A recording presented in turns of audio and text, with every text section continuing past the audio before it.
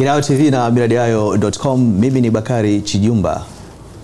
Mahojiano haya yanafanyika moja kwa moja kutoka Palm Village Mikocheni, Dar es Salaam, yalipo makao makuu ya Ayo TV na millardayo.com. Leo nipo na Dr. Annette Komba. Yeye ni mkurugenzi mkuu wa Taasisi ya Elimu Tanzania, kwa kifupi TET, na ni taasisi ambayo imeanzishwa mwaka 1975. Mwaka huu anatimiza miaka 50, anasherehekea miaka 50 ya ushindi katika elimu, na imekuwa ni bahati njema ya kwamba wanasherehekea miaka 50 wakati ambapo Rais wa Jamhuri ya Muungano wa Tanzania Dr. Samia Suluhu Hassan anatimiza miaka 4 akiwa madarakani. Kwa hiyo tuna mengi ambayo tunahitaji kuyafahamu kutoka TET. Yako mengi ambayo wanashughulika nayo, lakini wakati huu kubwa ni kuhusiana na waraka mpya wa elimu, waraka ambao umejikita kuboresha masuala ya elimu nchini Tanzania. Kwa muda mrefu kumekuwa na malalamiko kadhaa katika maeneo mbalimbali, hususan masuala ambayo watu wanayasema ya kwamba elimu ya Tanzania pengine mitaala huko nyuma haikuwa inamfanya mwanafunzi akihitimu aweze moja kwa moja kuingia kwenye soko la ajira, kwa maana ya akiwa anajifunza vizuri kuhusiana na masuala ya ujasiriamali na biashara, lakini pia akiwa anafahamu vizuri masuala ya ufundi.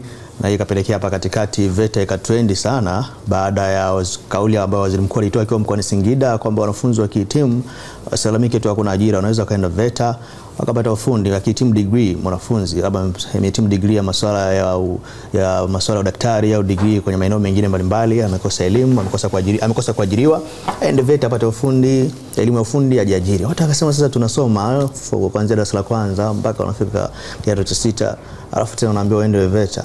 Kwa hiyo kwenye hii mitaala mipya ambayo imekuja kwa sasa, inaenda kumfanya mwanafunzi ajifunze masuala ya ufundi akiwa shuleni kabisa, lakini pia ajifunze kuhusu masuala ya ujasiriamali kupitia masomo ya biashara ambayo yanaenda kuwa lazima akiwa shuleni kabisa. Kwa hiyo kuna mengi ambayo tutayazungumza na mkurugenzi mkuu hapa. Karibu sana.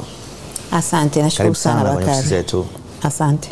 Ndio, nilikuwa wakati naanza kuzungumza hapa nimeshagiza kidogo kuhusiana na masuala ya mitaala, na nadhani ni jambo kubwa kabisa muhimu. Baadaye tutazungumza kuhusu miaka 50 na namna ambavyo mafanikio yalivyo katika taasisi, lakini tuanzie kwenye hili. Huu mtaala mpya ambao uko sasa. Tuanzie kwenye masuala ya biashara, ujasiriamali, eneo ambalo kwa hakika limechukua watu wengi sana. Watu wakishatoka shuleni, akiingia mtaani au hata akihitimu anakosa ajira, anaamua kujiingiza kwenye ujasiriamali, lakini kumekuwa na changamoto ya mtu kutofahamu anaofanya vipi ujasiriamali akiwa na elimu ya ujasiriamali. Kwa hiyo hata kama akiwa na mtaji anashindwa kutoboa na kufikia malengo yake. Naambiwa sasa somo hili linakwenda kufundishwa, itaitwa somo la biashara na itakuwa ni lazima. Tuanzie hapo. Asante, nashukuru sana kwa nafasi hii. Kama ulivyonitambulishwa, ninaitwa Annette Komba, ni mtendaji mkuu wa Taasisi ya Elimu Tanzania. Sasa kabla sijajibu swali lako, niseme kwa kifupi sana Taasisi ya Elimu Tanzania inafanya nini? Ndio. Na ni nini? Ndio. Hii ni taasisi ya umma, iko chini ya Wizara ya Elimu, Sayansi na Teknolojia. Na kama ulivyosema, umesema ilianzishwa mwaka 1975, lakini ukifuatilia historia vizuri ilianzishwa mwaka 63.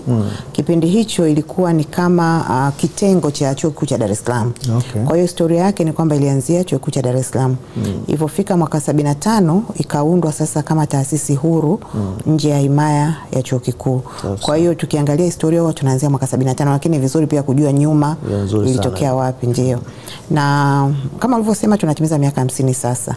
Na katika kutimiza miaka 50, Taasisi ya Elimu Tanzania majukumu yake yamejikita kwenye ngazi ya elimu ya awali, elimu ya msingi, elimu ya sekondari kidato cha kwanza mpaka cha 6, na elimu ya ualimu.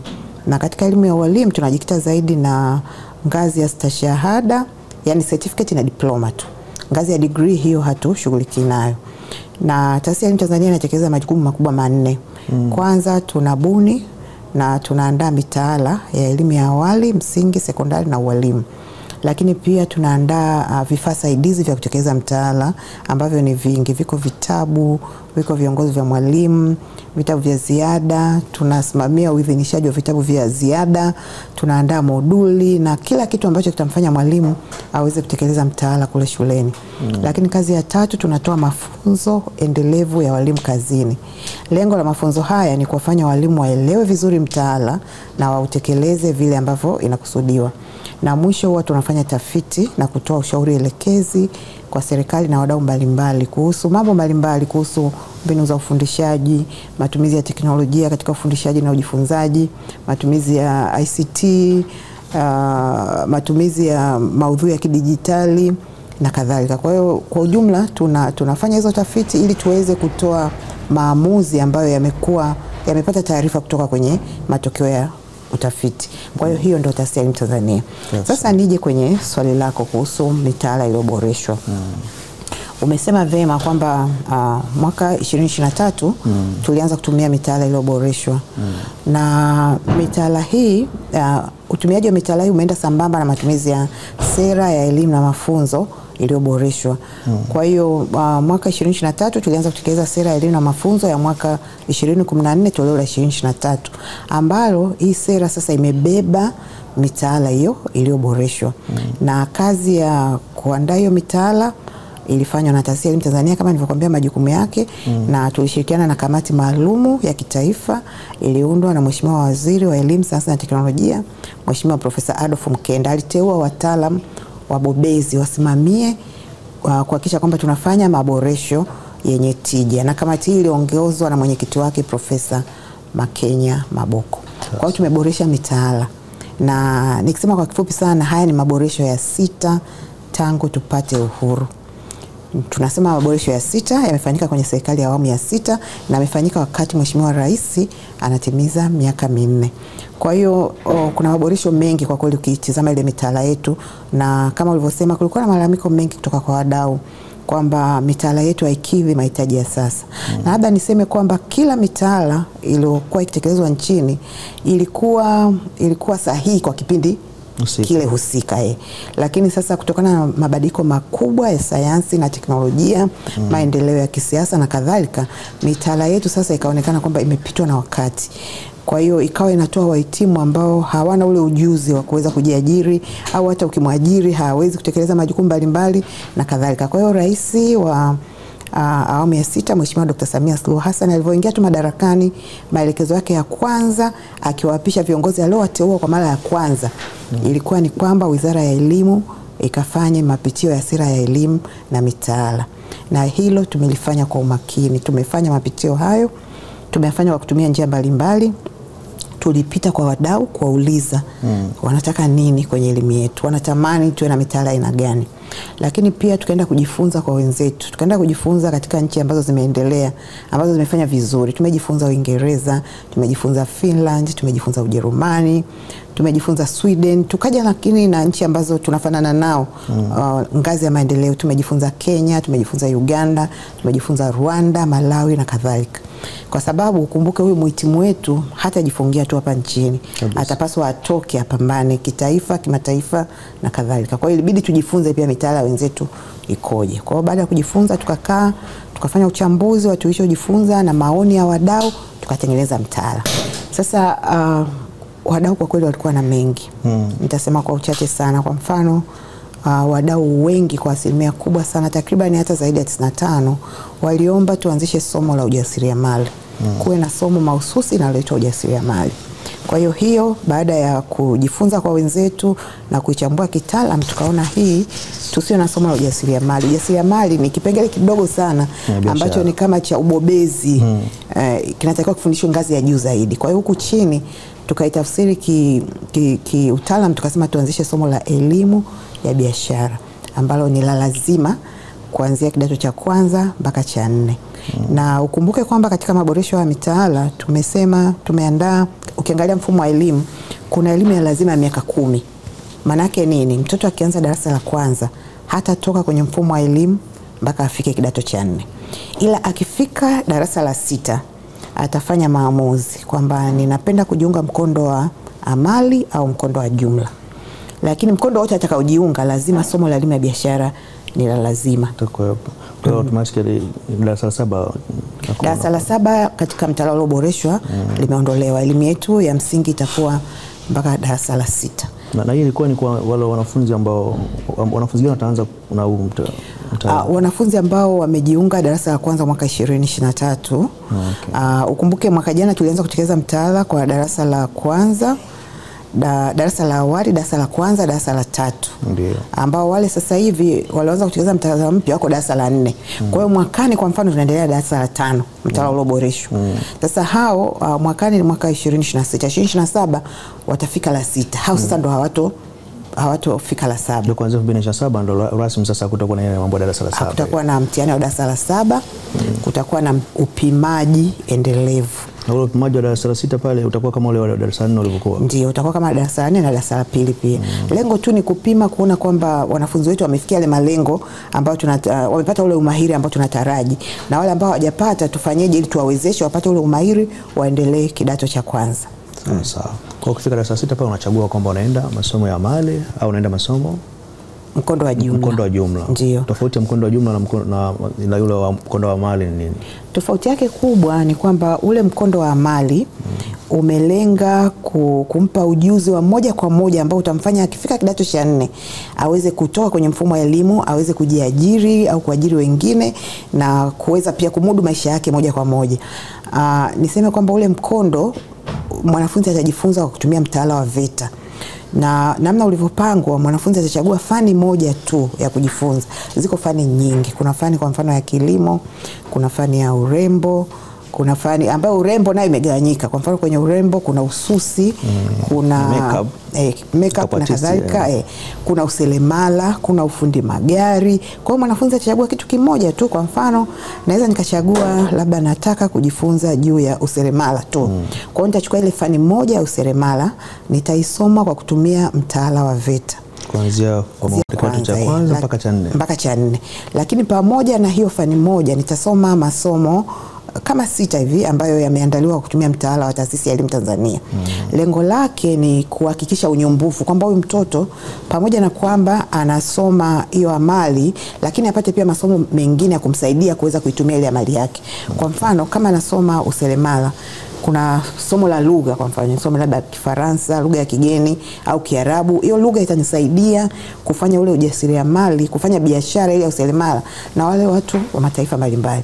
Kwa hiyo kuna masomo ambayo atasoma kutumia mtaala wa TET na mtaala wa VETA. Kwa hiyo akifika kidato cha 4 huyu amehitimu kama fundi kabisa akiwa na inaitwa NVA level 3, National Vocational Award level 3, yes, ambaye anaweza kujiajiri, kuajiri wengine, kufungua biashara na kadhalika. Na masomo mengine ya 6 atasoma ni kama yapi kwa mfano? Masomo mengine atasoma historia ya Tanzania. Na maadili ambayo hilo nao ni somo la lazima kwa wanafunzi wa mikondo yote. Ni jipya limekuwa maboresho. Ni somo jipya na limetokana na maoni ya wadau. Wadau walalamika sana kwamba kuna kushuka kwa maadili miongoni mwa vijana wetu. Kwa hiyo tumeanzisha ile somo kuanzia elimu ya awali na lengo lake ni kuhakikisha kwamba tunajenga uzalendo, tunawafanya wajue Tanzania lakini wafahamu maadili na wayaishi maadili ya Kitanzania. Kwa hiyo hilo ni moja wapo ya masomo, lakini kuna somo la Kiingereza, kuna somo la Kiswahili, kuna somo la hesabu na kuna somo la elimu ya biashara. Na kuna masomo ya lugha ambayo mwanafunzi atachagua. Asome walau lugha moja ya kigeni kati ya Kiarabu, Kifaransa na Kiingereza ni somo la lazima. Kwa kati ya Kiarabu na Kifaransa. Yes, atachagua somo moja. Na sasa hivi tunamalizia majadiliano na wenzetu wa ubalozi wa Ujerumani. Tutaanzisha pia somo la lugha ya Kijerumani kama moja wapo ya somo chaguzi. Kwa hiyo mwanafunzi atachagua somo moja walau la lugha ya kigeni kwa lengo la kumwezesha kwamba hicho anachokifanya aweze kukifanya pia kimataifa, aweze kuwasiliana na watu wa mataifa mbalimbali na aweze kufanya biashara. Kama mtu anamaliza darasa, anafika pale darasa 6, mtoto anachagua form 1 anaanza somo la urembo. Kwa hiyo akichukua somo la urembo, akichukua somo la Kifaransa, akitimu anaweza kwenda kufanya shughuli za urembo Ufaransa. Kabisa. Mimi nimewahi kuwa saluni na nikaona kwamba saluni wanakuja wageni, kwa mfano labda ni Mfaransa anataka kusuka lakini mnashindwa kuwasiliana na ule mtoa huduma. Kwa hiyo ni muhimu sana kwamba wafahamu hizo lugha, waweze kuwasiliana na waweze kutoa huduma vizuri. Na uliuliza tofauti ya mkondo wa elimu ya jumla na amali. Nimeelezea mkondo wa amali. Sasa ukija mkondo wa jumla, huu unafanana kidogo na ambayo iko kwa sasa, ambayo kwa kweli imelenga kuandaa labda wanasheria, madaktari, wale ambao wanapenda kuendelea kwenda kidato cha 5 na cha 6. Lakini pia tumejitahidi sana tusifanye uwe na theory tu. Lazima tumeweka pia uwe na ujenge ujuzi pia. Kwa hiyo mwanafunzi katika mkondo wa jumla atachagua pia stream anayotaka kujiunga. Ziko stream nyingi takriban 12. Kuna stream kwa mfano ya sayansi, kuna stream ya social science, kuna stream ya tehama, kuna stream ya lugha, kuna stream ya upishi, kuna stream ya ushoni. Lakini kwa hiyo mwanafunzi anapojoin kwenye kila stream lazima atapata ujuzi wa kuweza, hata asipoamua kwenda kidato cha 5 ataweza kufanya kitu pale atakapohitimu katika mazingira yake. Kwa hiyo kwa mfano ile stream ya upishi, wanafunzi watajifunza kupika, watajifunza kutoa huduma za ukarimu. Stream ya tehama wanajifunza mambo mbalimbali ya tehama, kubuni program, kufanya hizo coding na kadhalika. Akimaliza kidato cha 4 aweze kutenda vitu katika uhalisia. Lakini haitakuwa deep kama ule amesoma masomo ya amali, kwa sababu yule amekuwa amechukua kitu kimoja. Naam, ndio tofauti yake, kwamba huku tunaandaa mtaalamu ambaye unajua bado tunahitaji walimu wa vyuo vikuu, yani huwezi kuacha hiyo, bado tunahitaji wanasheria, bado tunahitaji madaktari. Kwa hiyo ndio lengo la mkondo wa jumla. Okay. Sawa. Na wakati unazungumza kuhusu kwenye mkondo wa jumla umezungumza tehama. Kule kwenye amali mmeweka, kwa sababu tuko kwenye ulimwengu wa sasa teknolojia sasa. Kuna masuala ya AR na nini, akili mnemba, watu wanatakiwa tuende na kasi hiyo ili tuweze kutoruhusu robot zikachukua sisi nafasi zetu. Lakini pia kwa masuala coding umezungumza. Kule kwenye masomo ya amali mwanafunzi anaweza akaspecify moja kwa moja kwenye masuala ya tehama tu. Naam. Pia tehama kwa hiyo iko pande zote mbili. Ukiangalia tehama, upishi, ushoni iko pande zote mbili. Iko kwenye amali na iko kwenye jumla. Na malengo yake ni tofauti. Kwa hiyo huku kwa mfano kwenye mkondo wa jumla tunaandaa walimu, wahadhiri watakaoenda kuifundisha hiyo tehama. Lakini kule kwenye amali tunamwandaa yule mtoto aweze kutenda mwenyewe. Yaani kwa hiyo kama tehama aweze kutengeneza vitu, aweze kubuni program, aweze kupata ule ujuzi wa kutumia moja kwa moja kwenye maisha yake. Kwa hiyo hata tehama pia iko kwenye mkondo wa amali. Yani nzuri sana. Kwa tunatarajia kuanzia 2030 huko. Umeshaanza mpaka wanaanza 2027 au kwa wao walioanza nao wameshaanza nao kusoma? Kidato cha kwanza tumeanza kutekeleza mwaka huu 2024. Kwa hiyo hawa 2025 tunategemea hawa 2028 watakuwa wamefika kidato cha 4. Kwa tunategemea ikifika 28 tuanze kuona mabadiliko makubwa sana. Tutaanza kufanya mahojiano na watu, mtoto amehitimu elimu ya form 4 kidato cha 4 lakini amebobea kwenye kupiga picha, amebobea kwenye nini na anaweza kufanya vizuri na anaingia kwenye soko la kwenda kujiajiri kule. Walimu tuzungumzie, umezungumza mfano hapo utatumia kwenye masomo ya amali watumia mtaala wa VETA. Walimu tuliokuwa nao wamejipanga vizuri, tuna walimu wa kutosha ambao wataenda kuhakikisha kwamba wanafundisha vizuri ya masomo, kwa sababu unavyosema kuanzia kidato cha kwanza tuna sekondari nyingi sana nchini mpaka sekondari za kata. Mtoto kaamua kuchagua masomo ya tehama, yuko kule kijijini kabisa kwenye sekondari ya kata. Walimu vipi? Niseme serikali imejipanga na ndio maana hata mpango wa utekelezaji umeanza kwenda kwa awamu ili kupunguza ule uzito wa budget na hayo mahitaji kama ule wataja walimu, vitabu na kadhalika. Ndio maana tumeanza kidogo kidogo, tumeanza form 1 tunapanda form 2, form 3, form 4. Hapo tunajipa kama miaka 4 ya kuendelea kujipanga taratibu. Ndio, kwa sababu ungeweza kusema kwamba tuseme tunaanza kwa pamoja form 1 mpaka form 4 wote mtaala ulioboreshwa, hiyo ingeweza kuwa changamoto. Lakini kwa sasa niseme serikali imeshaajiri walimu wa somo la elimu ya biashara na walimu wa masomo ya amali. Sikumbuki vizuri idadi yake, lakini imeajiri na walimu wao sasa hivi wanapewa mafunzo na Taasisi ya Elimu Tanzania ili waweze kutekeleza wajibu wao. Kwa hiyo taratibu tunamshukuru sana Mheshimiwa Rais kwamba kila mwaka nafikiri kutakuwa na slot ya kuweza kuajiri walimu wa kuweza kutekeleza mtaala ulioboresha. Lakini zaidi ya hapo pia Wizara ya Elimu imeandaa mwongozo wa kutumia walimu wa kujitolea. Tunafahamu kwamba walimu wengi wapo mtaani bado hawajapata ajira. Serikali inaendelea kuwachukua taratibu, lakini tutaanza kuwatumia hao kama walimu wa kujitolea. Tutawapa mafunzo na watakuwa na stahiki zao. Wataweza kutekeleza huo mtaala ulioboreshwa na hatimaye taratibu ajira zinapotokea hao pia wanaweza wakawa moja kwa moja kuweza kuchukuliwa kwenye ajira. Kuanzia lini wataanza kutumika wakijitolea? Mwongozo unaanza kutumika kuanzia mwaka huu. Mwongozo umeshaidhinishwa na tunashirikiana. Kwa kweli ukisoma ile sera ya elimu na mafunzo ya mwaka 2014 toleo la 2023 inasisitiza sana ushiriki wa sekta binafsi na wadau mbalimbali katika kusaidia utekelezaji wa mitaala. Kwa hiyo serikali inafanya pake, lakini pia tunawashirikisha wadau. Kwa mfano tunao wadau wanaitwa Educate Budget. Hili ni shirika lisilo la kiserikali ambalo limejitolea kushirikiana na serikali kusaidia kuajiri walimu wa kujitolea katika somo la elimu ya biashara. Na tunaendelea kutumia nafasi hii kuomba wadau wengine, lakini serikali na yenyewe pia imejipanga kwa upande wake. Nafikiri tunakumbuka wakati Mheshimiwa Waziri wa Wizara ya Utumishi akiwasilisha budget aliongea vema kuhusu umuhimu wa kuwa na mwongozo wa kuwaengage watumishi kwa kujitolea. Kwa hiyo katika ngazi ya walimu sisi tulishaanza kuwa na huo mwongozo na tuko tayari kuendelea kuwatumia walimu wa kujitolea waweze kusaidia katika kukidhi haja hiyo. Wakati ukifika tutakuwa mnatangaza nafasi, watu wanakuja, mnafanya mchujo, mnawapata. Na nafasi zitatangazwa, watu wataomba, wataitwa, watafanya interview na tutapata wale ambao ni bora, tutawapitisha kwenye mafunzo, wataingia kazini. Hiyo safi sana. Sawa, tuzungumzie kuhusiana na lugha. Moja kati ya maoni ya watu wengi sana kwenye mitandao ya kijamii na maeneo mengine wakati mnaandaa maboresho mtaala, na naamini hilo mmekutana nayo pia, ilikuwa ni lugha. Ukiacha masuala ya biashara na masuala ya ufundi, changamoto nyingine kwa lugha. Watu wakijiuliza kwamba watoto wa St. Kayumba kidogo Kiingereza kinatupiga chenga kidogo. Wale ambao walikuwa wanasema hivyo, wale watoto wa private wanasema sisi Kiingereza tunafanya vizuri sana, wanasoma international schools. Watu wanasema haiwezekani hizi shule zetu za serikali nikaweza kuboresha mtaala yake na wanafunzi wako wanajua kama ni Kiingereza na kifahamu vizuri, lakini pia hata Kiswahili. Wakati mwingine anaweza katokea raia wa kigeni anazungumza Kiswahili kizuri kuliko mtoto wa Kitanzania. Hapa umepatizama na mpakoje? Asante, na shukuru kwa swali hilo Bakari. Niseme kama ulivyosema, kulikuwa na maoni mengi kuhusu lugha, na wadau wengine walisema tufundishe kwa kutumia Kiswahili kuanzia elimu ya awali mpaka vyuo vikuu. Wengine wakasema tutumie Kiingereza kuanzia elimu ya awali mpaka vyuo vikuu. Kwa hiyo kulikuwa na mitazamo mbalimbali, lakini tulichofanya tukaona kwamba lugha zote mbili, Kiswahili na Kiingereza, ni muhimu na lugha zote mbili tunazihitaji. Na katika utafiti mdogo tu tuliofanya tukaona kwamba kulikuwa na changamoto kidogo katika ufundishaji wa lugha zote mbili, na ndio maana hatuko wazuri sana kwenye Kiswahili wala hatuko wazuri sana kwenye Kiingereza.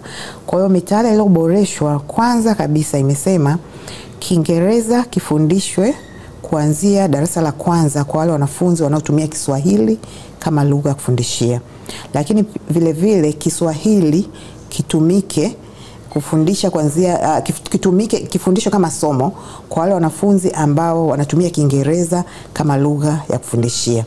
Hilo ni la kwanza. Lakini la pili, tumebadilisha ule mtaala, tumeboresha namna ya kufundisha lugha. Tumetoka kwenye kufundisha sayansi ya lugha, kanuni za lugha. Tunafundisha kuzungumza lugha yenyewe. Kwa mambo ya simple present tense.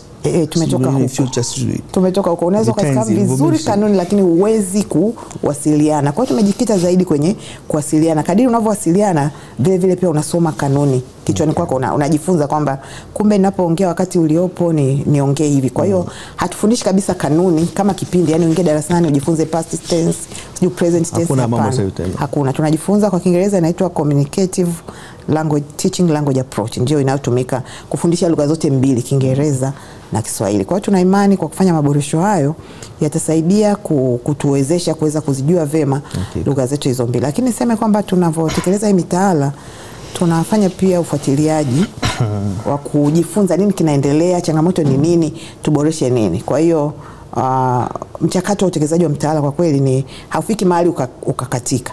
Ni kitendo endelevu. Kadiri tunavyoona changamoto tunaangalia solution zake ni nini, tunaendelea kuboresha kuhakikisha kwamba tunafikia yale malengo ambayo tunataraji. Kwa hiyo utakuwa na mambo ya kuingia kwenye kipindi anakariri vivumishi, nomino. Hata kwenye Kiswahili huko nako vitu vinatoka hivyo. Tumevitoa. Naenda kujifunza anazungumza vipi Kiingereza ama Kiswahili kwa ufasaha. Naam. Lakini ulisema miongoni mwa maoni watu walisema tutumie kama ni Kiswahili moja kwa moja au Kiingereza. Huko wakati mnajadiliana ama kutazama hilo, mfano ukiangalia kuna mlisema mlizunguka kwenye nchi mbalimbali. nchi kama China unaona na nchi nyingine mbalimbali, ukienda Russia na sehemu nyingine wanazungumza tu lugha yao, na wanasema imekuwa rahisi kwa sababu tumekuwa kama tunakariri, yani mwanafunzi kama hivi anatoka anasoma Kiswahili kuanzia darasa la kwanza mpaka la 6, hapa kiingia kidato cha kwanza anaenda kufundishwa kwa lugha ya Kiingereza kama somo la kufundishia. Hata akaenda inaaminika kwamba yawezekana swali lile kama ungempa mwanafunzi wa Kiswahili angelijibu, lakini ukimpa wa Kiingereza anashindwa kwa sababu ni lugha ambayo inampa shida kidogo. Mwisho siku kwenye mtihani anafeli. Kumbe huyu ambaye amefeli hilo swali angepewa Kiswahili angefanikiwa. Hamkuona kwamba yawezekana tungeamua tu kwamba twende kwa Kiswahili alafu mambo yakaenda, kwa sababu nchi za wenzetu ambazo wanaenda na lugha yao hiyo, maendeleo yapo na maisha mengine yanaendelea na wataalamu wapo.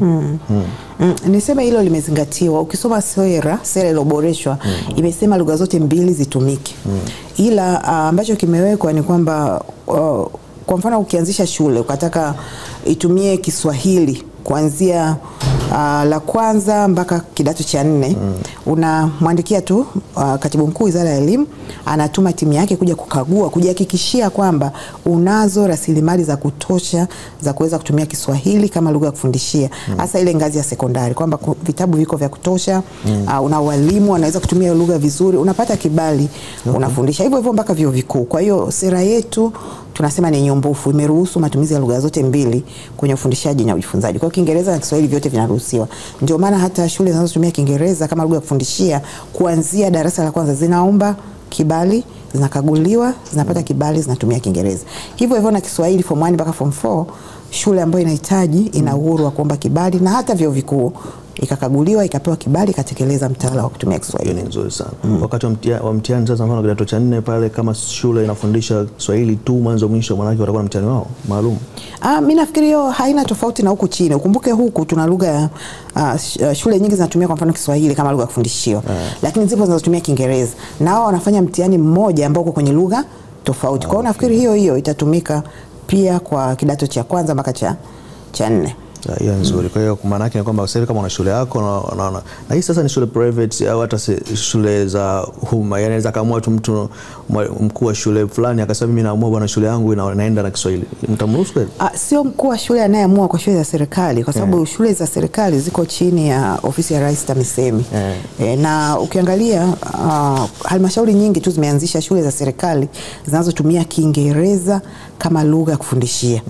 Pamoja kwamba ziko zile za Kiswahili, lakini zipo za Kiingereza kama lugha ya kufundishia. Yani sio miliki yake, sio mtu binafsi au sio shirika binafsi, ni serikali. Moja ile Ubungo moja tulienda siku moja wakasema watabadilisha kwa hiyo. Kwa hiyo hivyo halmashauri zinaweza zikaamua pia kwamba sisi tunaomba kibali tuanzishe shule ya sekondari ya kutumia Kiswahili kama lugha ya kufundishia. Lakini mpaka sasa sofa hakuna. Mpaka sasa kwa kweli sijashuhudia hilo, lakini sera yetu imeruhusu hilo. Ni utekelezaji tu. Hiyo safi sana. Kwa hiyo ina kwa sababu nimekukutana na wewe mkurugenzi, nadhani utanipa experience. Unaamini kabisa baada ya kutekelezwa kwa hii mtaala huu mpaka pale ambapo watu watakuwa wamefika, tunaweza kutengeneza wanafunzi ambao watazungumza Kiingereza vizuri wakafanana wanafunzi wa shule za kata na wanafunzi wa shule nyingine za private ama international school? Mimi kwa kweli imani hiyo ninayo kabisa, na kama nilivyokuambia tunavyoendelea kutekeleza mtaala tunafanya pia ufuatiliaji. Kwanza tunafanya mafunzo ya walimu kazini, lakini pia tunafanya ufuatiliaji kuangalia namna wanavyotekeleza mtaala. Na tumekuwa tukitembelea shule nyingi tu zinazotumia Kiswahili kama lugha ya kufundishia na kuona namna walimu wanavyofundisha na namna wanafunzi ambavyo wanaweza kuwasiliana vizuri tu kwa lugha ya Kiingereza. Kwa mimi nina imani kwamba kadiri tunavyoendelea kutoa mafunzo kwa walimu, kadiri tunavyoendelea kutekeleza mtaala ulioboreshwa, wanafunzi wetu watapata umahiri uliokusudiwa wa lugha ya Kiingereza na lugha ya Kiswahili. Tusisahau pia kwamba hata Kiswahili hatuongei vizuri. Kabisa. Kabisa. Sawa, vitabu. Ulizungumza kuhusu walimu, ulizungumza vizuri kabisa kama ambavyo mmejipanga kuhakikisha maajiri walimu wa kutosha, lakini zaidi mkaamua kuja na ubunifu wa kutumia walimu wa kujitolea.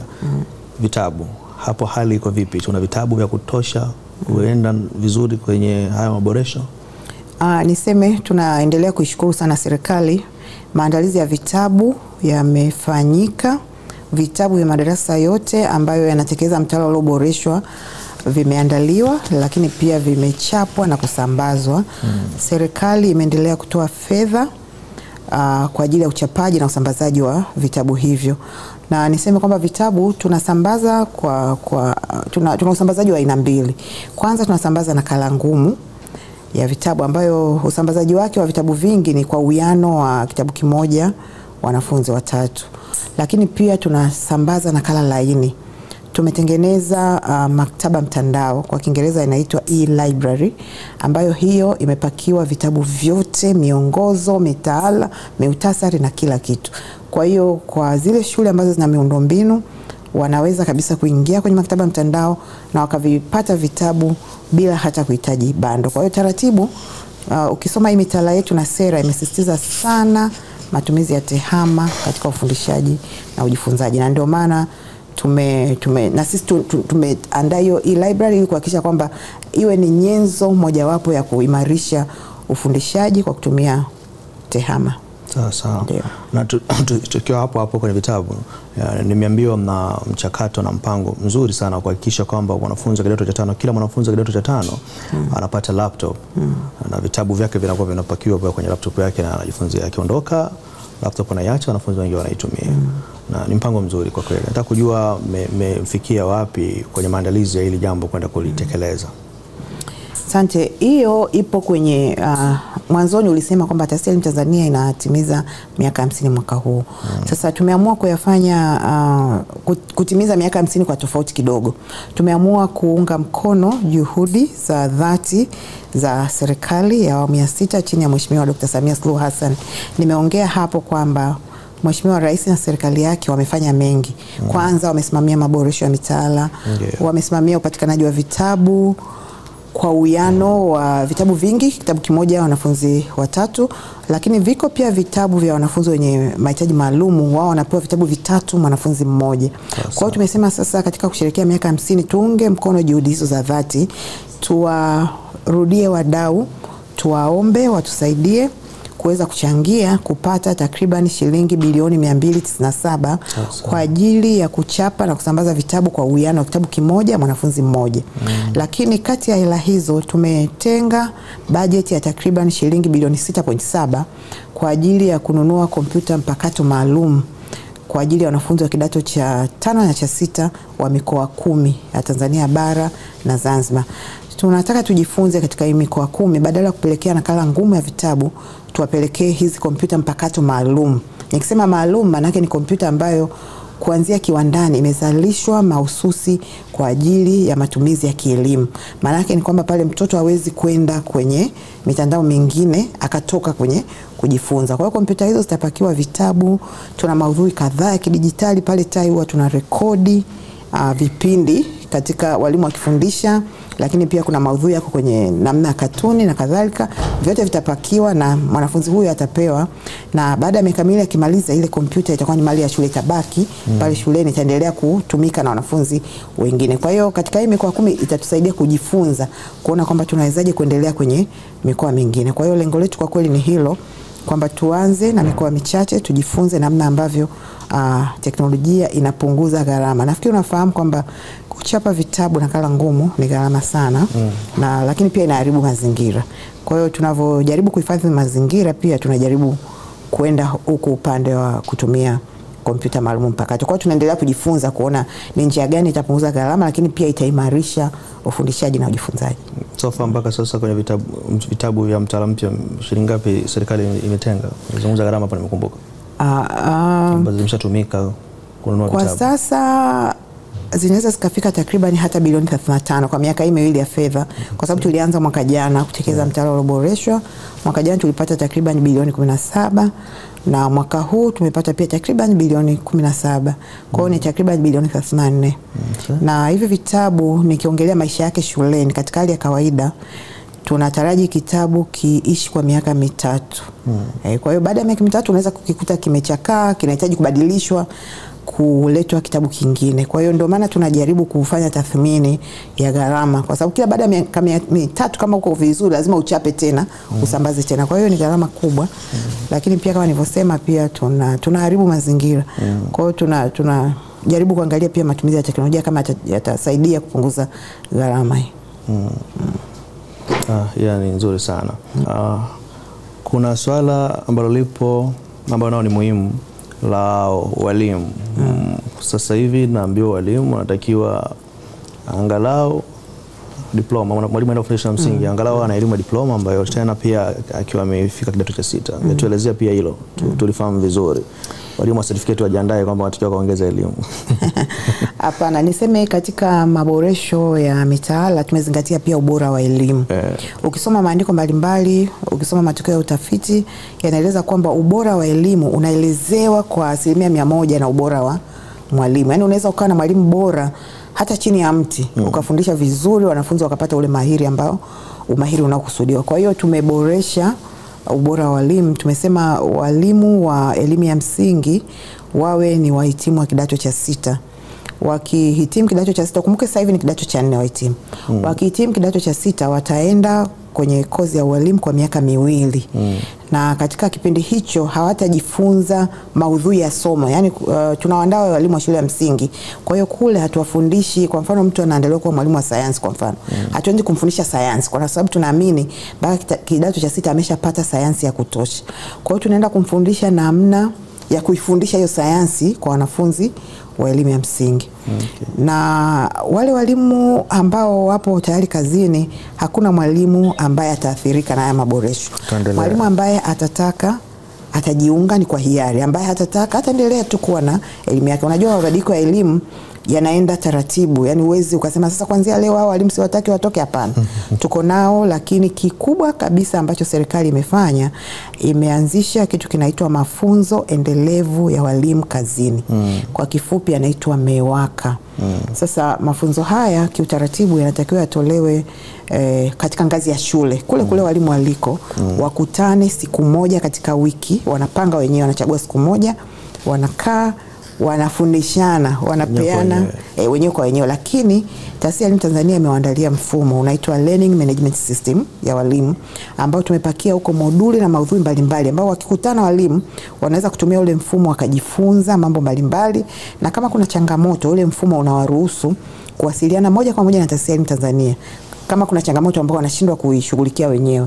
Kwa hiyo wanawasiliana na Taasisi ya Elimu Tanzania na sisi tunaingia kuwasaidia kuresolve hiyo changamoto. Kwa hiyo ni imani yetu kwamba mafunzo endelevu ya walimu kazini yataendelea kuwafanya walimu wetu bora, walimu wote walioko shule bora kila siku, walimu wa kisasa kila siku, na wanaweza kutekeleza mitaala yetu kwa kadri ya matarajio. Kwa hapo awali walimu wa certificate walikuwa wanafundisha msingi kwenye certificate kwa mfumo uliopita walimu wa elimu ya awali na msingi walikuwa ni walimu wenye certificate ambao wamehitimu kidato cha 4.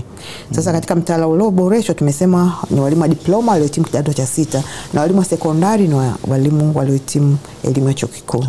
Ndio. Kwa hiyo kwa sasa mtu mwenye form 4 alihitimu form 4 walimu hawezi kwa kuanzia kwa wale walikuwa kazini sawa, lakini hapo ambao wako nje huku kama una form 4 yako tumeanza kutekeleza mtaala wa vyuo vya walimu mwaka jana.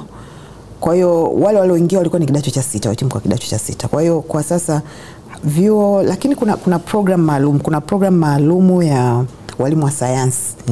Sasa wale ili kuweza kuwapata na kuweza nafikiri unafahamu kwamba huwa kuna changamoto kwa wanafunzi kujiunga na masomo ya sayansi. Kwa hiyo tumesema kuwapata walimu wa sayansi tumeandaa program maalum ya miaka 3 ambao tunachukua wahitimu wa kidato cha 4, lakini waliofaulu sio waliofeli. Wanaenda kujifunza kwa miaka 3 badala ya miaka 2 wale wa diploma. Kwa lakini wao pia watahitimu wakiwa na diploma, sio certificate.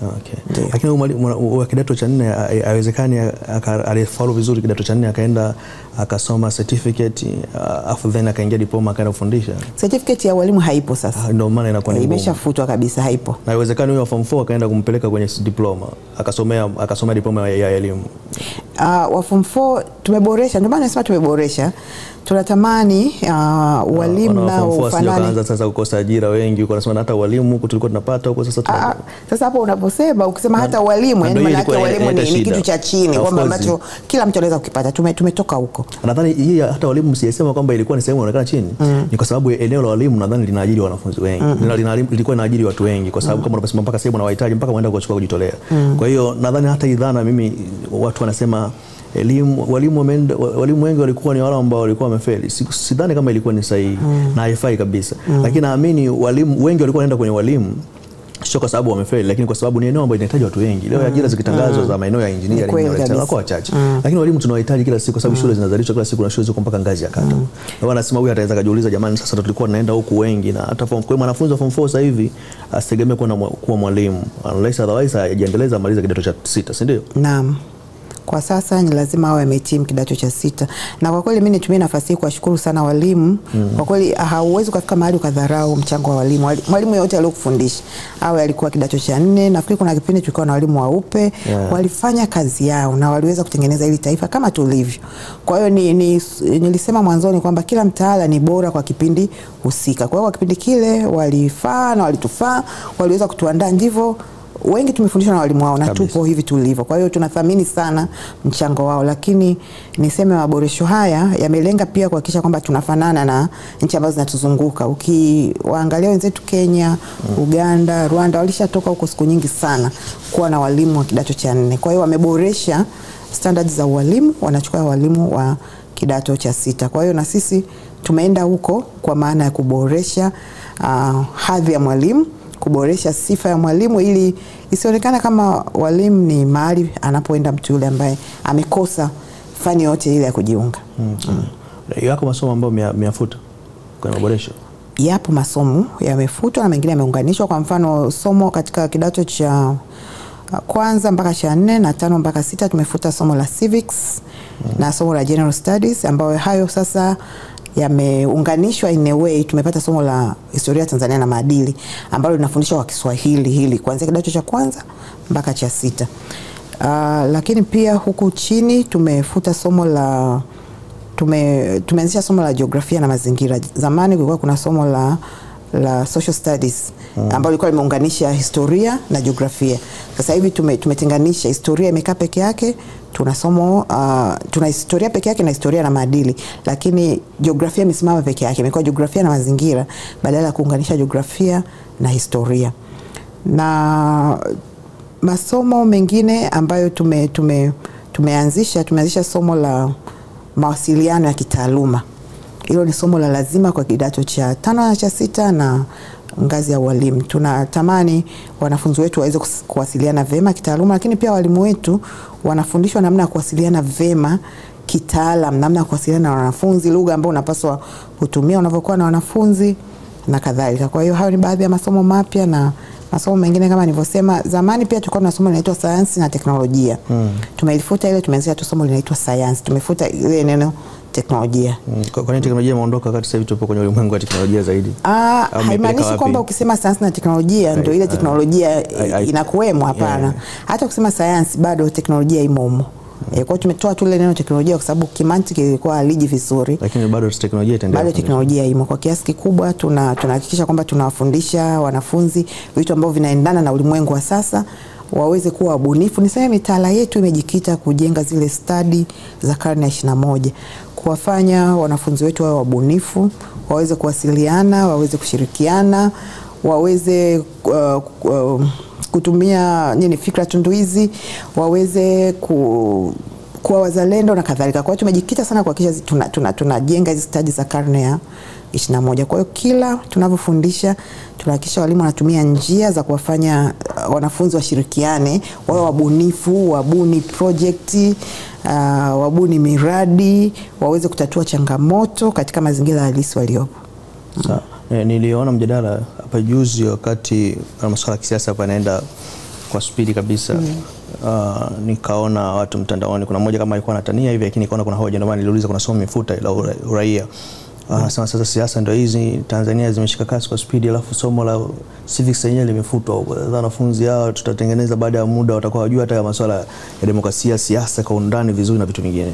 Ni sasa umesema limefutwa, limepelekwa kwenye eneo jingine hilo la historia ya Tanzania na maadili. Ni bado kutakuwa na nafasi ya mwanafunzi kujifunza vizuri masuala haya yalikuwa yanafundishwa na general studies na civics. Naam, yamewekwa vizuri zaidi. Kwa hiyo hayo mambo yote yamewekwa vizuri. Kumbuke sasa tumesema hili somo la historia ya Tanzania na maadili linafundishwa kuanzia awali. Kwa hiyo imagine kuanzia awali mpaka kidato cha 6 mtoto anajifunza nini. Kwa mambo yote hayo yamewekwa, ile yamewekwa vizuri zaidi. Sawa, tupo kwenye miaka 50 tangu kwa sasa, sitaki kusema tangu kuanzishwa tangu 2075 ilipokuwa rasmi taasisi kutokea kule ikiwa chini ya chuo kikuu, lakini ni cha Dar es Salaam. Tuna miaka 50 sasa hivi ya taasisi yetu ya elimu Tanzania, na ni bahati nzuri imekuwa miaka 50 ndani ya miaka 4 tangu Rais Dr. Samia Suluhu Hassan aanze majukumu yake. Tuambie namna ambavyo unajivunia uwepo wa kutimiza miaka 50 kwa taasisi hii, lakini kwa miaka hii 4 ambayo rais amekuwa madarakani, ukiangalia yale ambayo ameyafanya ikiwemo maboresho tumeyazungumza hapa, unaweza kuyalinki vipi na ambavyo imesaidia kupushi zaidi maendeleo ya elimu na kuifanya miaka 50 kuwa ya ushindi? Lakini unaweza kutuambia serikali pia imefanya mambo gani hasa kwenye kipindi hiki, na kuna shughuli zipi tusitarajie zitafanyika na taasisi wakati tukielekea kwenye maadhimisho? Asante. Nafikiri kama ulivyosema, miaka 50 ni kipindi kizuri cha kujitathmini tulikotoka, tulipo na tunakotaka kwenda.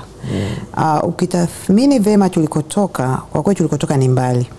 Ukianza kuangalia kwa mfano kwa upande wa rasilimali watu, kipindi ambacho taasisi ilikuwa inaanzishwa haikuwa na hata mhitimu mmoja ambaye alikuwa na shahada ya uzamivu, yani PhD. Lakini kwa sasa taasisi ina takribani watumishi 15 ambao wana shahada hiyo ya uzamivu, na wanaongezeka siku baada ya siku, kwa sababu kwa sasa taasisi yetu inajulikana kama ni taasisi ya elimu ya juu isiyokuwa chuo kikuu. Kwa hiyo takwa la PhD ni takwa la kilazima. Kwa hiyo watumishi wengi wamehamasika na wanaenda kusoma kupata ngazi hiyo ya elimu. Lakini ukiangalia pia wakati taasisi inaanza ikitekeleza jukumu la kuandika vitabu vilikuwa vinaandikwa kwa kutumia zile typewriter, maandishi ya kawaida. Kama sijui kama umeona sisi zetu tulisoma kitabu cha Juma na Rosa, namna kilivyokuwa kimeandikwa, ina picha zilivyochorwa na kadhalika. Lakini kutokana na maendeleo ya sayansi na teknolojia, sasa hivi kuna maendeleo makubwa sana katika uandishi wa vitabu. Tunatumia programs maalum za kuandika vitabu, tunatumia programs maalum za kuchora vitabu. Kwa vitabu vyetu vimekuwa kisasa zaidi. Na ukija kwenye usambazaji hivyo, nimeeleza kwamba zamani tulijikita zaidi kwenye kusambaza nakala ngumu, lakini sasa hivi mpaka nakala laini kutumia e-library na kadhalika. Lakini pia kuna uandaaji wa maudhui ya kidijiti ambao zamani haukuwepo, nao umeshika kasi kuhakikisha tu kwamba tunaendana na wakati uliopo. Sasa hapa ndipo tulipo sasa. Sasa tunataka kwenda wapi? Tunatamani taasisi iwe kitovu maridhawa cha ubora katika kubuni, kuandaa na kuboresha mitaala. Kwa hiyo miaka 50 ijayo tunatamani iwe ni, kwa Kiingereza wanasema ni Center of Excellence, kitovu maridhawa cha ubora katika kutekeleza haya majukumu yetu. Na niseme sasa tuna bahati kwamba katika kipindi cha miaka 4 imetuleta kwenye miaka 50, na katika kipindi cha miaka 4 ya Mheshimiwa Rais kwa kweli tumefanya mambo kadhaa ambayo yameweza kuonesha tofauti ya kwetu tulikotoka na hapa tulipo. Tumeboresha mitaala kama hivyo tulivyosema.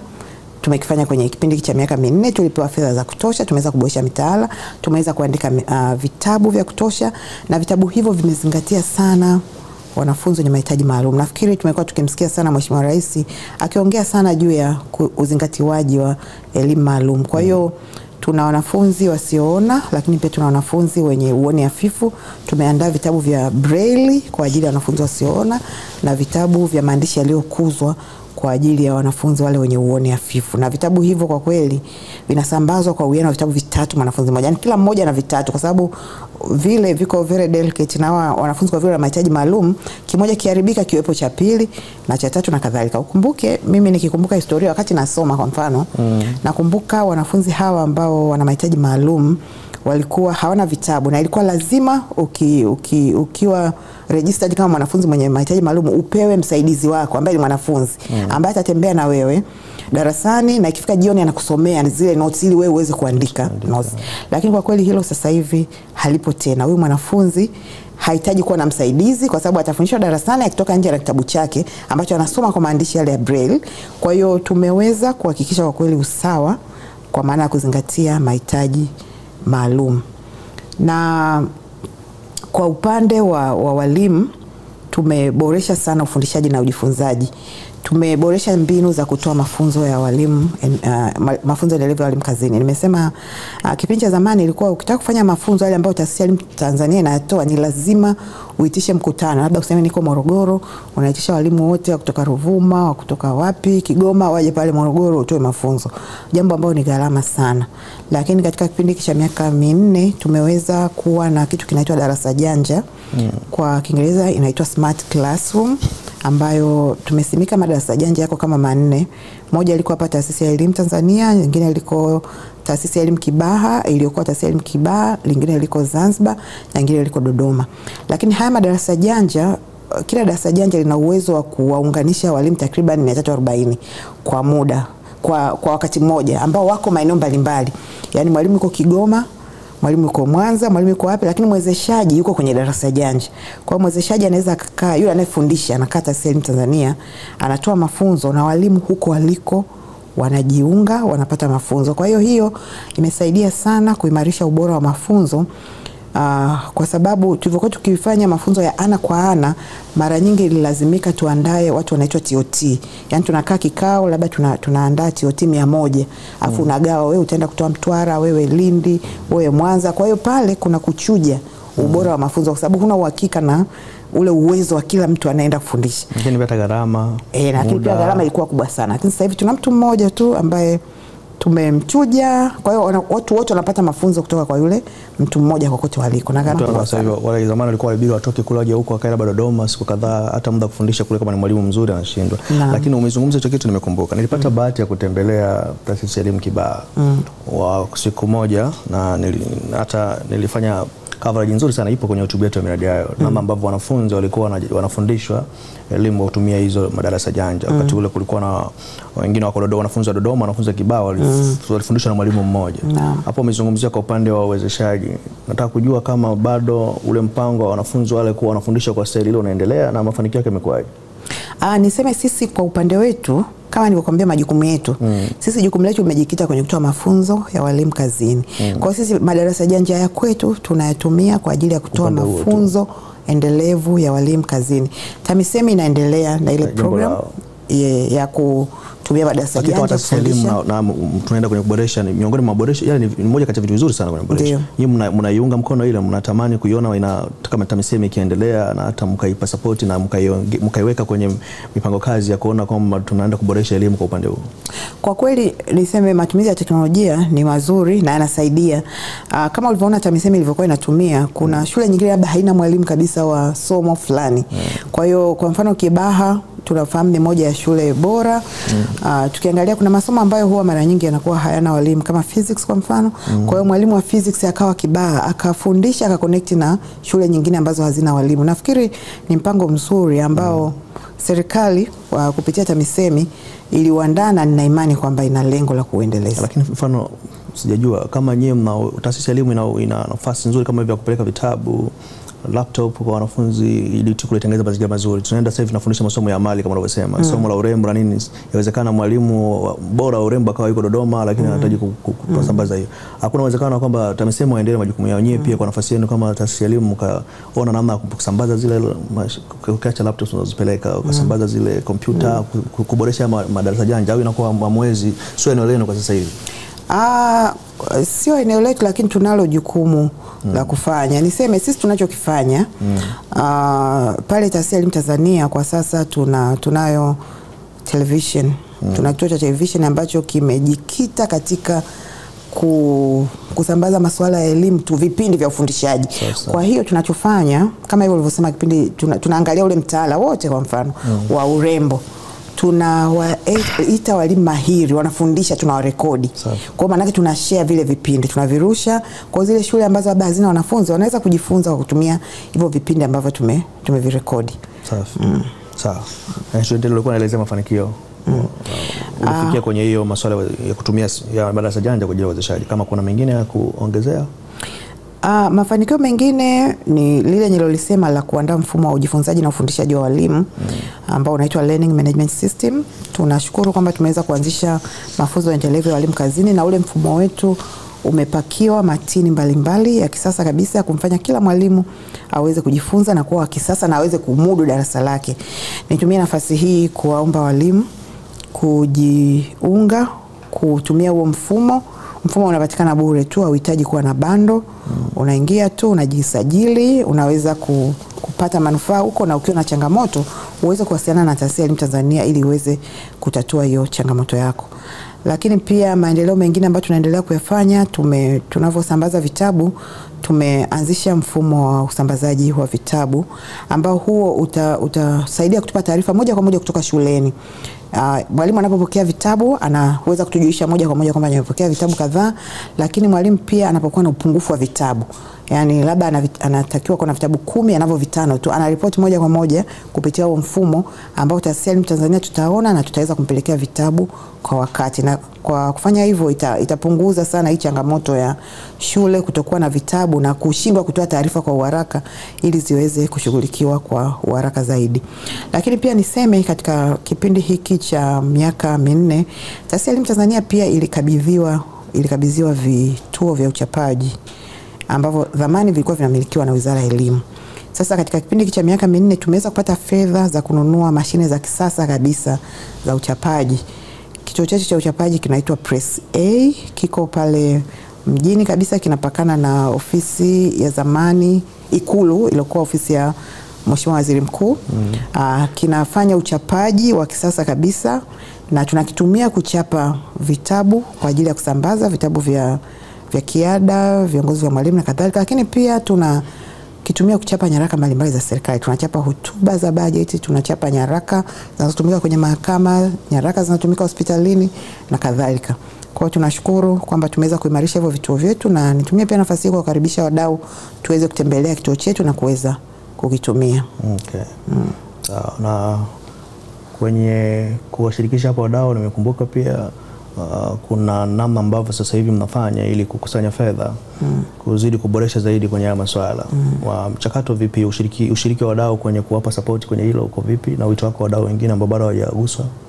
Kwa kweli mimi nawashukuru sana wadau. Wadau wametusupport sana na wanaendelea kutusupport sana. Na nitumie nafasi hii kueleza kwamba katika uchapaji mkubwa, gharama ya kuchapisha kitabu kimoja ni shilingi 2,000 tu. Kwa hiyo manake mwananchi yoyote wa kawaida akituchangia shilingi 2,000 tu amechangia kuleta tabasamu kwa mtoto mmoja wa Kitanzania. Wadau mbalimbali wameendelea kutuunga mkono, na mpaka wakati tunafanya kama sehemu ya maadhimisho ya miaka hii 50 tulifanya matembezi ya hisani ambayo mgeni wake rasmi alikuwa Mheshimiwa Waziri Mkuu wa Jamhuri ya Muungano wa Tanzania, Mheshimiwa Kassim Majaliwa. Katika maadhimisho hayo tuliweza kukusanya takriban shilingi bilioni 1.2 ambazo zimetoka kwa wadau mbalimbali. Sasa tumeendelea na kukusanya hizo fedha, bado tunaendelea mpaka sasa, na tunataraji kwamba kilele cha maadhimisho itakuwa mwishoni mwa mwezi wa 6, ambapo fedha zote ambazo tutakuwa tumezikusanya tutatoa taarifa tumekusanya shilingi ngapi, lakini pia tutaandaa kitabu cha orodha ya wadau wote, wadau waliochangia 2,000, 1,000, 10,000 na kadhalika. Na kitabu hicho tutamkabidhi Mheshimiwa mgeni rasmi ambaye tunataraji atakuwa Mheshimiwa Rais wa Jamhuri ya Muungano wa Tanzania, ili aweze kutambua mchango wa wadau na wananchi katika kuchangia elimu. Na hiyo pesa yote inaelekezwa kwenye vitabu? Pesa yote inaelekezwa kwenye vitabu na zile kompyuta maalumu mpakato za wanafunzi wa kidato cha 5 na 6. Kwa hiyo mpaka sasa kwa mzazi anayetazama sasa hivi, mwananchi tu bado mnatoa wito wa watu kuendelea kuchangia? Naam, tunawaomba wadau waendelee kutuchangia, na kutuchangia ni rahisi tu. Tunachangia kupitia namba maalum ya malipo ya serikali. Naomba nihitaje hii namba. Sawa. Ni 99 40 40 11 82 59.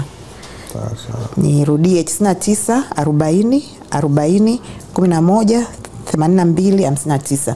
Namba hii ukichangia utakutana na jina la Taasisi ya Elimu Tanzania. Kwa michango yote kama ambavyo Mheshimiwa Waziri Mkuu aliahidi siku ya matembezi ya hisani, michango yote itatunzwa na itatumika mahususi kwa kuchapa vitabu kufikia uwiano wa kitabu kimoja mwanafunzi mmoja, pamoja na kununua kompyuta maalum mpakato kwa ajili ya wanafunzi wetu wa kidato cha 5 mpaka cha 6.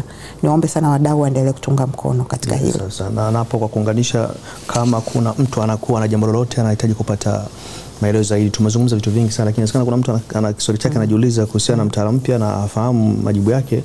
Kuna namba yote ambayo ipo au namna bora yeye kupata majibu? Ziko namna nyingi. Kwanza kuna namna ya kwa kuandika barua pepe ambayo address yake ni director kama inavyoandikwa kwa Kiingereza, director.general@tie.go.tz. Niwashukuru sana wadau wetu, wanafunzi, walimu, wazazi na kadhalika, wamekuwa wakiandika sana emails na tumekuwa tunawajibu kadri tunavyoweza. Kwa hiyo niendelee kuwakaribisha waendelee kuwasiliana na sisi kwa jambo lolote ambalo wanafikiri ni changamoto, au hata kuna wengine wanaandika kushauri namna kuboresha na kadhalika. Lakini pia kuna namba ya simu ya ofisi na namba ya simu ya mkurugenzi mkuu ambayo iko wazi masaa 24. Niwakaribishe kuweza kuipiga, ni 0782 111 908. Kushukuru sana mkurugenzi mkuu. Tumezungumza vitu vingi tangu tumeanza mwanzoni mpaka sasa, na naamini kwa yule ambaye alikuwa na maswali yake kuhusu masuala ya mtaala mpya, maboresho ya elimu, lakini kuhusu taasisi ya elimu, shughuli zake anazofanya, kuhusu miaka 50 ya taasisi hii na mafanikio ambayo mmeyafikia, zingatia kwamba ni miaka 4 ya Rais Samia madarakani na yale ambayo serikali yake imefanya kwenye taasisi ya elimu, na mimi nakuwa nimepata majibu mazuri kabisa. Kama kuna jambo ambalo ulilisahau unataka kulikazia, karibu. Labda jambo la mwisho tu nielezee shughuli zote ambazo tumepanga kuzitekeleza katika miaka 50. Kwanza tumepanga kupanda msitu mdogo unaitwa microforest kwa lengo la kusaidia kutunza mazingira. Tutapanda msitu huu pale Taasisi ya Elimu Tanzania, lakini pia tutapanda kwenye shule jirani zinazotuzunguka. Lakini pili, tumezindua maabara maalum za kompyuta katika shule 2 za serikali. Tulizindua hizo shule mkoa wa Tanga, Lushoto, shule ya sekondari na shule ya msingi, shule ya msingi Shukilai na shule ya sekondari Magamba. Kwa hiyo tumegawa pale kompyuta za kutosha. Tunashukuru kupitia uhusiano mzuri wa Tanzania na Korea, tuliweza kuwa na mradi ambao umetupa vifaa vya kisasa kabisa, kompyuta, projector, printer na vifaa mbalimbali ambavyo tumeweza kutoa katika hizo shule 2 za serikali katika kuadhimisha miaka 50 ya Taasisi ya Elimu Tanzania. Lakini pia tunaendelea kutoa mafunzo maalum kwa walimu kuhusu namna ya kutoa ushauri na unasihi. Katika mitaala hii iliyoboreshwa, ni muhimu sana walimu wetu wakaweza kutoa ushauri na unasihi kwa mambo mbalimbali. Kwanza kuna yale mambo ya kawaida tu, labda ya ukatili wa watoto na nini, waweze kuwashauri watoto, lakini kuna jambo muhimu sana ambalo walimu wanapaswa kulijua, kuwashauri vema watoto namna ya kuchagua masomo. Ukumbuke watoto wakifika darasa la 6 watapaswa kufanya maamuzi ya kujiunga mkondo gani. Kwa hiyo tunatamani walimu wetu wawe mahiri kwenye kutoa ushauri na unasihi wa namna ya kuchagua masomo. Kwa hiyo tunatoa hayo mafunzo na tumepanga kwamba tutawafikia walimu wote, na tutatumia teknolojia yetu ya smart classroom ili kuhakikisha kwamba walimu wetu wote wanaweza kutoa ushauri unasihi na wanawasaidia wanafunzi kuchagua mkondo mahususi kutokana na uwezo wao. Kumbuke kwamba hii mikondo namna ilivyopangwa inamtaka mwanafunzi mwenyewe aamue kwa mapenzi yake. Yaani hatusemi kwamba wewe una uwezo mdogo nenda amali, wewe una uwezo mkubwa nenda jumla, hapana. Ni mapenzi ya mtoto. Kwa hiyo hata mtoto mwenye uwezo mkubwa anaweza kujiunga amali, mwenye uwezo mdogo anaweza kujiunga amali, mwenye uwezo mdogo anaweza kujiunga mkondo wa jumla na kadhalika. Kwa hiyo ni shughuli ya 3 ambayo Taasisi ya Elimu Tanzania imepanga kuifanya. Lakini shughuli ya 4 ambayo ni endelevu ndio hiyo ya kuhamasisha wadau kuchangia kitabu kimoja mwanafunzi mmoja, kompyuta moja mwanafunzi mmoja. Kwa hiyo hayo ndio mambo makuu 4 ambayo tumeyapanga kuyatekeleza kuelekea kusherehekea miaka 50 ya Taasisi ya Elimu Tanzania. Ninawashukuru sana wadau kwa ushirikiano wote. Ninamshukuru sana Mheshimiwa Rais wa Jamhuri ya Muungano wa Tanzania, ameendelea kutupatia fedha za kutekeleza majukumu yote ya Taasisi ya Elimu Tanzania. Tutaendelea kutekeleza kwa kadri ya uwezo wetu kuhakikisha kwamba mawazo yake ya kuwa na wahitimu wenye ujuzi wa kuweza kujiajiri au kuajiri wengine yanafikiwa. Nakushukuru sana. Kutakia kila la heri, karibu tena wakati mwingine. Asante. Nashukuru sana. Nakushukuru sana. Asante. Asante sana. Asante.